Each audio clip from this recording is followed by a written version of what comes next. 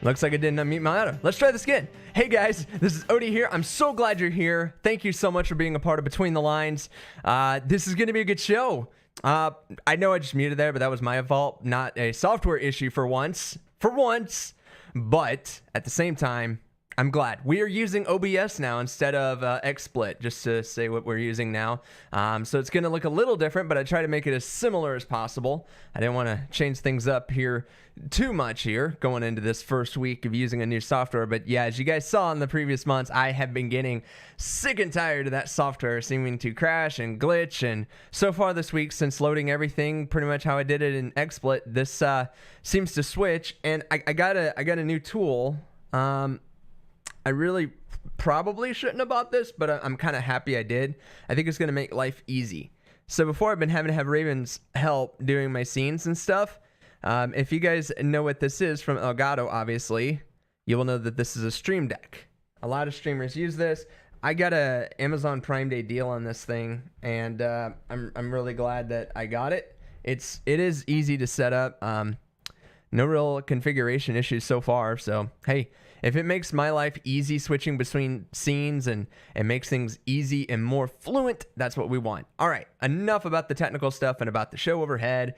Let's get into the meat and potatoes of today's show. We're talking about the 4th of July and some misconceptions that a lot of people probably have about the holiday. And so I want to kind of dispel some of those today. And but also let you know we are still working on our website, BTL-LIVE.com. Sorry, I had to throw that in there a little bit. If you can't tell from the title up above, man, I struggle with this like left-right thing. Yeah, sorry. Camera work. This is why I run behind a camera, not in front of a camera. But anyway, so we're still working on that, by the way. But yeah, between the lines here, we are normally doing like news and politics. So I thought about this today, and I'm like, you know, it's the 4th of July. What can I do that's kind of special for the 4th of July? And aside from the lights going red and blue and all that behind me, let me know if you like it or if you find it distracting. But anyway, I thought I would try something special. And something that was nonpartisan, non-really big issue. I just wanted something that would kind of stand out a little bit as different and something that we can kind of get around and just a little bit of fun education. Maybe you're listening to the show right now at the barbecue. You're out with your family and friends. Thanks so much for tuning in, guys. Really appreciate it. Again, make sure you like and subscribe. Really helps. We don't have, well, hardly anybody for subscribers right now, so I could really use your help so that YouTube gets me a little bit of attention and we can share this content with a whole lot more people. So just feel free to smash the subscribe button and that notification bell. I'm going to get good at that. I'm going to be like the professional YouTubers who do that kind of thing. So far I'm not, but I try. But anyway, so that's going to really help produce content like this and obviously keep studio upgrades going and make for a professional show ultimately. And so please go ahead and feel free to do that and support the show. So yeah, but today, the 4th of July, happy Independence Day. We as Americans are free and we're really happy to be free. And so I'm glad that we're free. I'm glad that we're, don't have the oppression, as it were, back before 1776. And when we decided that paying taxes to a country that wasn't supporting us and demanding that we follow underneath their rules, even though that as I'm going to quote here in a little bit, on opposite hemispheres from where we came from, didn't seem right. So we had a great revolution and the war for independence. And so I'm going to talk a lot about that today. I'm going to talk about fireworks too, everybody's favorite. It's really interesting. Just a side note here. Even though in Des Moines, in the city, it is illegal to be shooting off fireworks, people still do it. You would not know that it is illegal in the city of Des Moines because last night we were hearing fireworks going off until, I don't know, probably midnight. Like, it was really hard to sleep. And what am I going to do? I mean, I could file a report. I'm sure the police had like 300 other reports to get to before the one I was going to make. And I just thought it's somewhat pointless. Besides that, if you know me in my past, I love fireworks anyway. So I'd kind of feel like a hypocrite if I was complaining about somebody else's fireworks. The only thing that sucked is I was asked to come into work today. I was supposed to have the day off, but I ended up working. So, but fireworks are awesome. And most of you guys know this. If you don't know it, I'll quickly share a little blip. So fireworks, of course, originated in the very old Chinese dynasty. And originally the Chinese people used them and would shoot them off for like an emperor's birthday. And they were supposed to ward off evil spirits and just, I don't know. Yeah, just basically that was what they wanted to do. It was a way of celebrating and keep the evil spirits away. That's what they believed, and that's how fireworks, as we know them today, originated. Way back, I think like at 1200, either BC or AD. I cannot remember. I will get that number. I suck with numbers. I've never been a number person, but a very, very, very long time ago. And since then, it sort of was evolved. Another little fun fact here about fireworks is it's actually believed that Marco Polo was the one who originally introduced fireworks to Europeans. And then it kind of expanded to the Western world from there, over, millennia and all that. And now we use them to celebrate the 4th of July. And most people probably already know this other little tidbit here, but fireworks actually weren't the main form of celebration. What originally kind of got going, and you may know this as well, this is more common facts. I'm getting to the good stuff. Trust me, I got some really interesting stuff I was able to find out about today. But they originally started out, of course, as cannon fire and gunfire. And the thing was to do, this was right after 1776, a year later even, in fact, they actually would shoot 13 times in the morning. They would fire a cannon or shoot a gun 13 times in the morning and then 13 times again in the evening. And that was, of course, to commemorate the 13 colonies who were separating. And in reference to the colonies, actually I shouldn't say only. All but one of the original 13 colonies actually approved the Declaration of Independence and voted for it. So almost universally. There was a little tidbit fact about race and the slave trade that I will get to in a minute, but I don't want to damper anybody's feelings. But there was actually a little bit of a downside to the original Constitution as it was being drafted. And so I'll talk a little bit about that here in a little bit. But the first thing I wanted to start out with, aside from the little fireworks story there, I hope if you guys like fireworks, well, they originally in the Chinese, which is kind of funny because Americans, like on my family side, we a lot of them will try not to buy Chinese products because we want to buy made in America. And I could be wrong, but I don't know of any American fireworks manufacturers.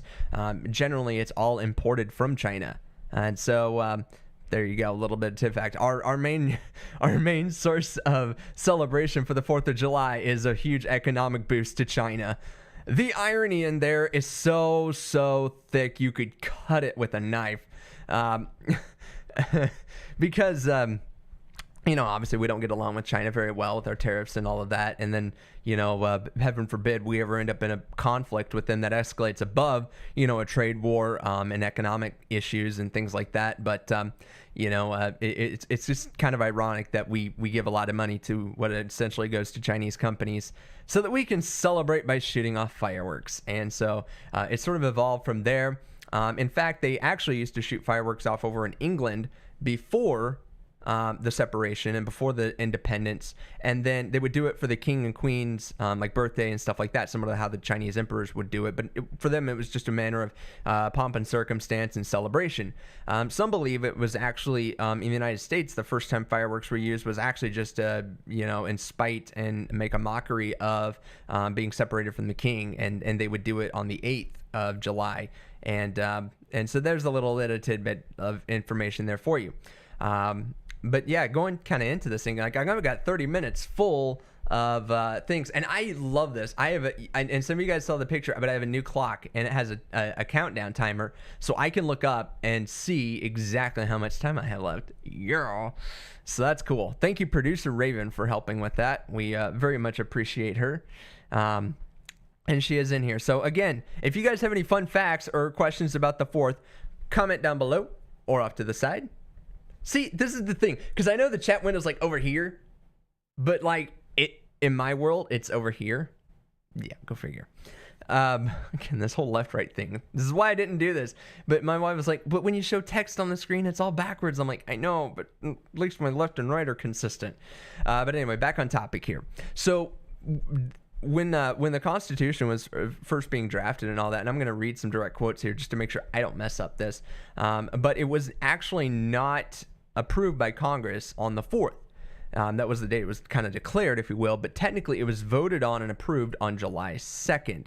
And there was an interesting quote here that I'll read about one of the authors and founders for the Constitution that was kind of interesting. It was a little note that he wrote to his wife. And you may know what I'm going at here, but yeah, it was one of those kind of deals. And the first thing that or second thing now, I guess I wanted to get out of the way, is a lot of people really associate the 4th of July as another military-oriented holiday, a way to thank the people who sacrificed a lot for our country so that we can have this independence, so that we can have this freedom. And our forefathers, our ancestors, were the ones who fought and died for this ability to live in a free country and not under the rule of a dictatorship. Although if you ask certain political parties, they kind of feel like the other party is oppressing. That's semantics. But the fact that I can, go to church on a Sunday and I can worship the God of my choosing, who is Jesus Christ, is a testament to the freedom, one of the freedoms that we have here in this country that we can't say is true for every country out there. And another one of the freedoms is, I can go out and I can buy a car. Well, I can't drive the car because, these things don't work as well as they should. But I could go out and buy a house. I can go out and buy a car, a piece of land. I can go basically and shop and do what I want. And I don't have any restrictions on that other than, paying sales tax and stuff like that. Taxes are a whole nother deal. But that's not always true for every single country out there, either because those commodities aren't available or because the oppression from the government basically makes it near impossible for the average person to do those things. Some of those countries don't have free markets and that. And so we as Americans should be grateful for that. And that is actually what Independence Day is celebrating, is not really in reference to the military, although it is always a good time to thank, a military service member for their service. And I'm going to kind of talk in here, and actually, let's go ahead and go to it here. I was doing some research here, and as I always do, because I try to give you guys the honest to goodness facts. So this is like one of the difference between Memorial Day and Independence Day and a little bit of Veterans Day. So I'm going to read this. This actually author comes from veteranaid.org, and I stumbled across it just in a Google search. Obviously, they do a lot to support military. They even commented later on in this article about veterans with disabilities and things like that, and the services that are available to them. But I don't endorse them. I just happened to find an article that I thought was cool. But that is essentially who they are and what they do. So they in part of the article that I'm going to read here, they referenced, and I'll quote this whole thing because I don't want to screw it up. And I want to give you guys what they say is the facts without any coloring or distortion on this. So it said, following on the heels of Memorial Day is Independence Day, or July 4th, commonly associated with the military due to military guns and cannons often fired on this day. Independence Day is not a military affiliated. The shots often heard are gun salutes to represent the original 13 founding colonies. Independence Day is the day the 13 colonies, the United States, declared independence from Great Britain. More importantly, July 4th, 1776, is the day the Declaration of Independence was signed, although it was, as I mentioned earlier, it was actually voted on the 2nd of July.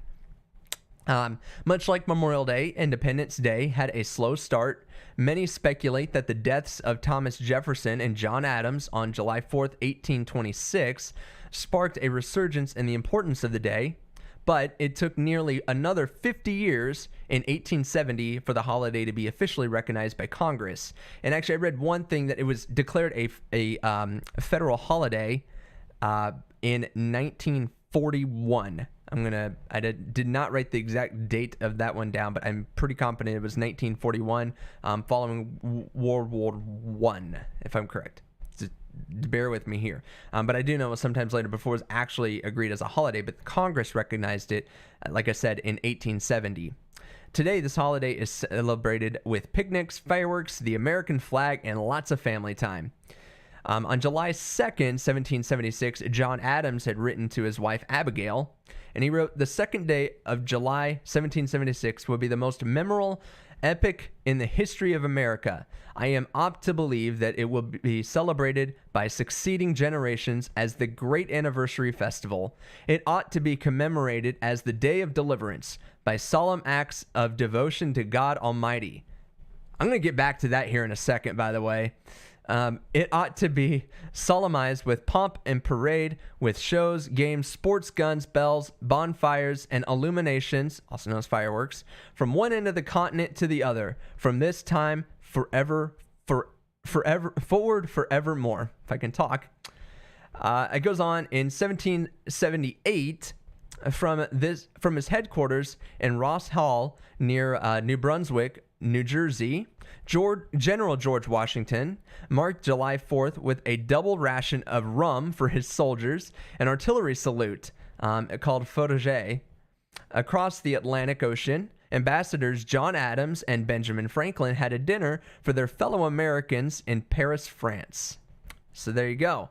And the other reference to that, and I apologize I didn't mention it, but towards the end there, I was actually quoting a Wikipedia article which had about 20 different sources, so you'll just have to take my word that it was well cited and versed out for what, especially what John Adams had written to his wife Abigail. But I thought a lot of that, and I hope you found some interesting stuff in there. And so I'm going to come back now to what he said. It ought to be commemorated as the Day of Deliverance by solemn acts of devotion to God Almighty. Think about that, folks. Think about it. So John Adams originally wrote that this day should be celebrated with solemn acts of devotion to God Almighty. Now, these were Christians back then. We know this. So that's why we have "In God We Trust." That is why you see bits of Christian. Now, the founders did make it clear that while they wanted the country, they did, to be founded on a Christian perspective, this idea of freedom to make your own choice, they did not demand that everybody in the country follow the Christian religion. But it did have a heavy, heavy tone that the country ought to be modeled after what a Christian society should look like. And so I want to be clear about that. So this kind of flies in the face of people who say that no, that the founding fathers never really intended God, or Christianity never really was a part of the original foundation for the United States. And in fact, obviously you can tell by a letter, and there's other examples to this, that it clearly was. And so I just thought that was interesting. Now, it didn't say must or demand.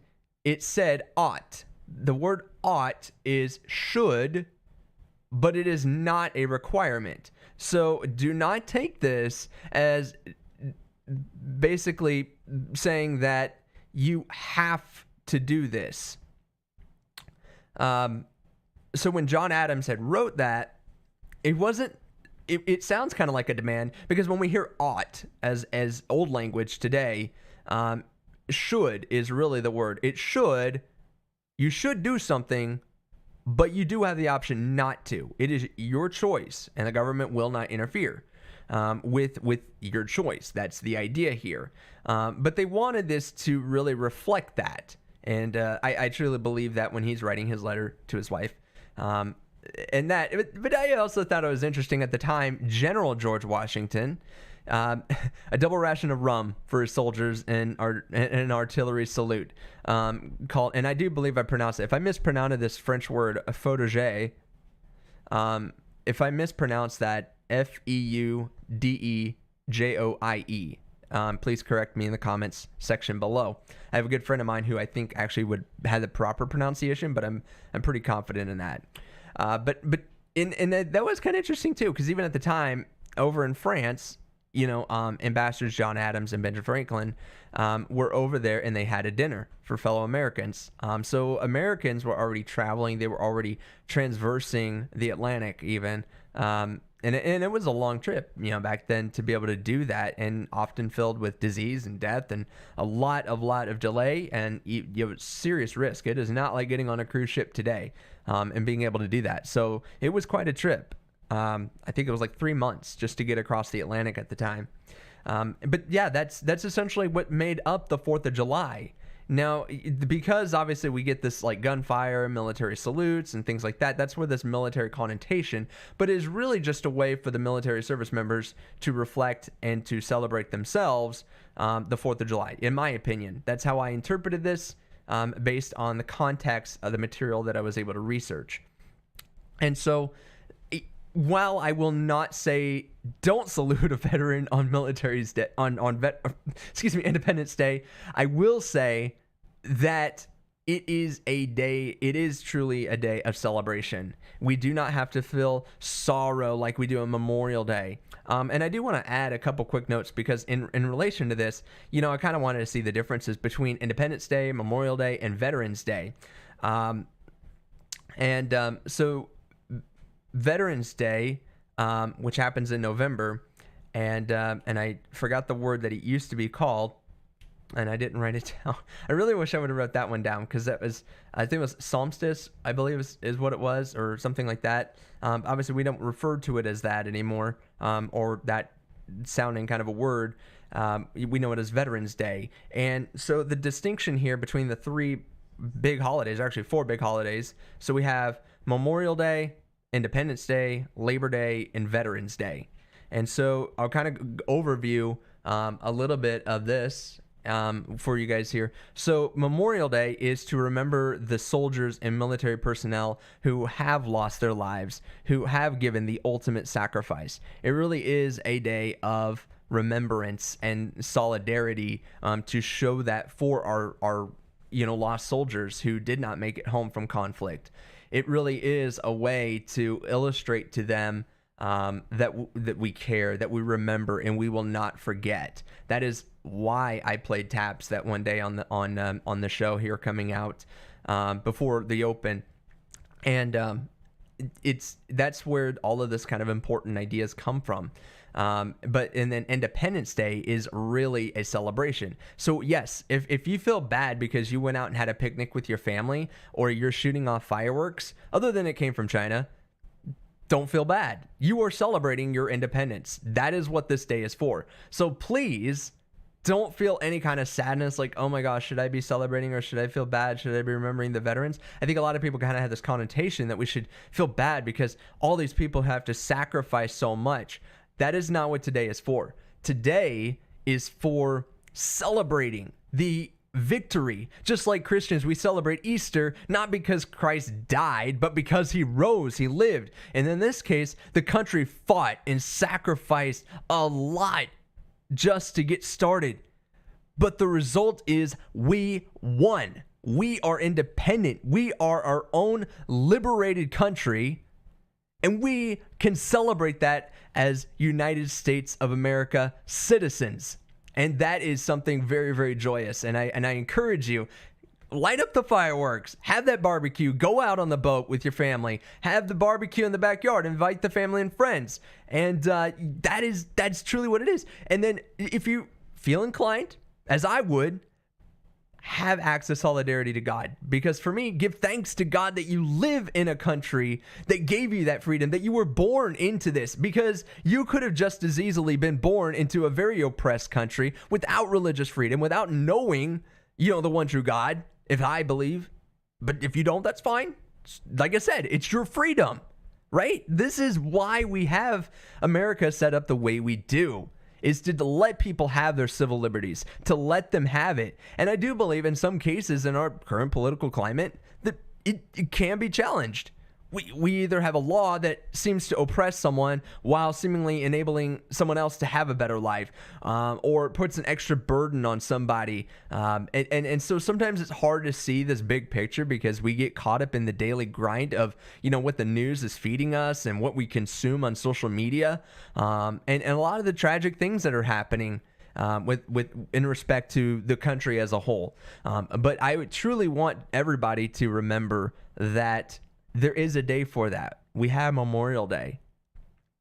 We have Memorial Day for that. That is a day of solidarity to remember those who gave the ultimate sacrifice. Independence Day is almost the exact opposite. It's a day to celebrate the independence. Give thanks to the military when you see them, but give it in joy. Do not give it in solidarity. Give it in joy. Like, I would thank my good friend Keegan, who you guys saw a few weeks on the show. I would say, Keegan, thank you, man. Isn't this day awesome? And he'd be like, yeah, it is, man. So that's what I'm getting at here. Now, moving on a little bit. Now, Veterans Day is a little different. It's not really a solemn day either, but it is a day of recognition.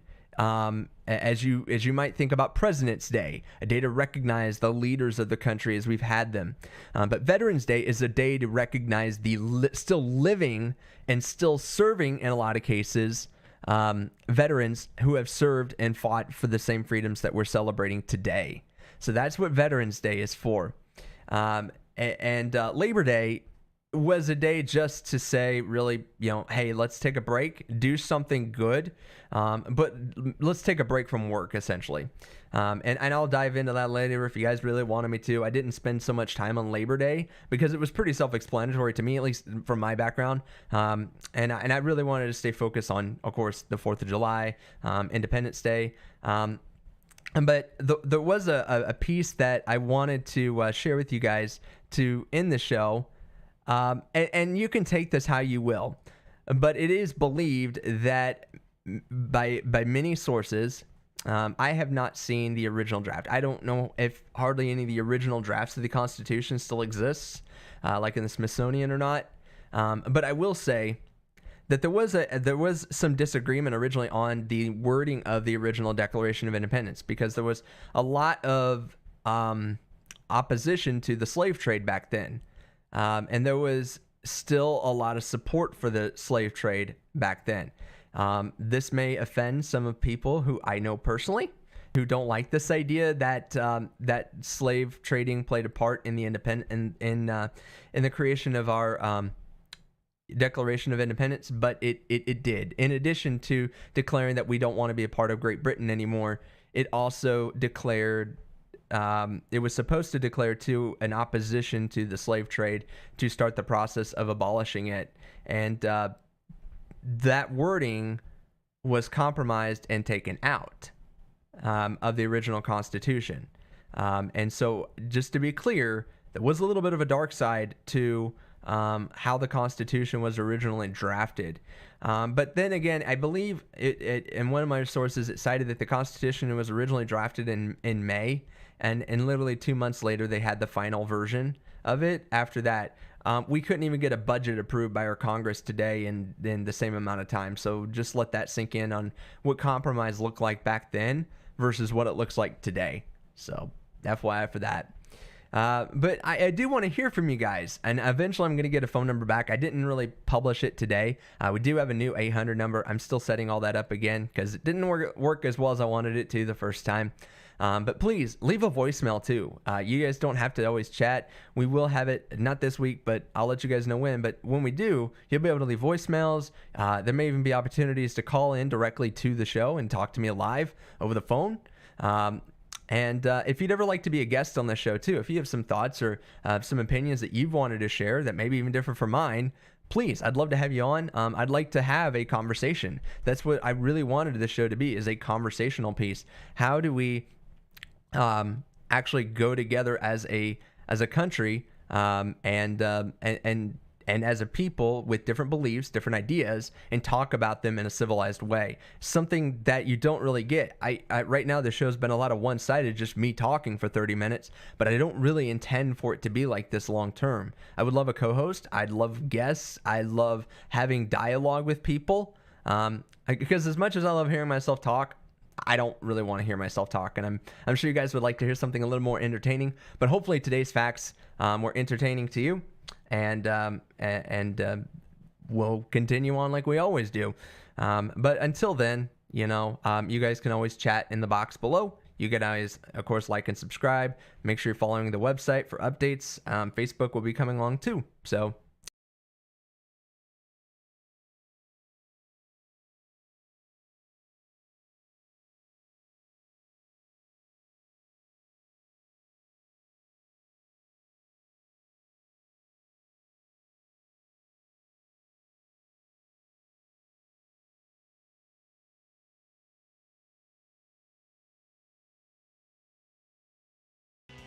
I'm back. See, I just hit the wrong button on the stream deck. That's all I did, and it has a timer on there.